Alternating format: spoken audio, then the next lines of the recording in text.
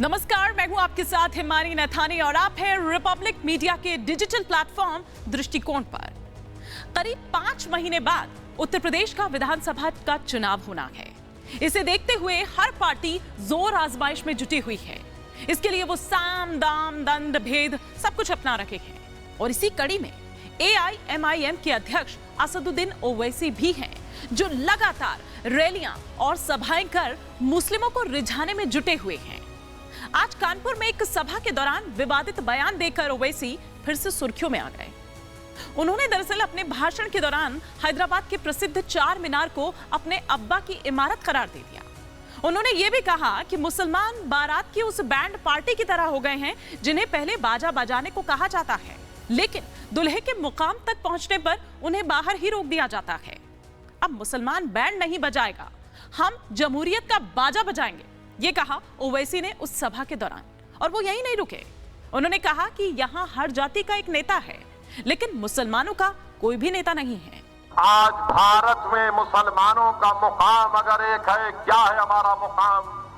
हमारा मुकाम एक बैंड बाजे की पार्टी की तरह होकर रह गया कि जब इलेक्शन आता है तो हमसे कहते हैं कि बैंड बजाओ, सेकुलरिज्म को बचाओ। जब इलेक्शन आता है तो मुसलमानों से कहा जाता है कि पुंगी बजाओ और सेकुलरिज्म को बचाओ।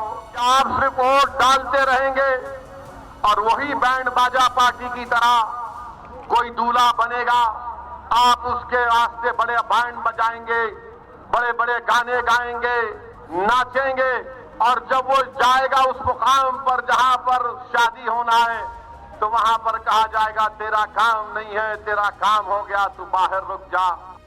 उत्तर प्रदेश में मुस्लिम आबादी 19% है, लेकिन उनका एक भी नेता नहीं है। और उन्होंने यहां पर यह कहा कि मेरी ये तमन्ना है कि मेरे मरने से पहले मैं उत्तर प्रदेश में 100 मुसलमान नेता ऐसे देखूं। उनका यह कहना था कि उत्तर प्रदेश के मुस्लिमों को यह तय करना होगा कि 2022 में क्या वो सिर्फ वोट डालने वाले बनेंगे या फिर नेता भी बनेंगे। हमें बैंड बाजे वाला नहीं बनना होगा, ये बार बार उस मंच से ओवैसी दोहराते रहे। हालांकि जहां तक विवादित बयान की बात है, ये कोई पहली बार नहीं है जब ओवैसी इस तरह के विवादित बयान देकर सुर्खियों में आए हों। हर आए दिन वो इस तरह के बयान देते रहते हैं। खासतौर पर अभी जिस तरह से उनकी रैलियां देख रहे हैं कि ताबड़तोड़ रैली वो कर रहे हैं, वो ये कहते हैं कि जिस समाज से नेता होता है उस समाज की इज्जत की जाती है, लेकिन मुस्लिमों का तो कोई नेता ही नहीं है और इसीलिए मुस्लिमों को एक होकर वोट देना होगा। ओवैसी ने कहा कि मुस्लिम नहीं अगर जागे तो फिर उन्हें नुकसान होगा। पुलिस ने मौलाना कलीम सिद्दीकी को जेल भेज दिया, लेकिन कांग्रेस, बहुजन समाज पार्टी और समाजवादियों ने कुछ नहीं कहा, क्योंकि उन्हें इस बात का डर है कि उनके वोट कहीं छिटक ना जाए।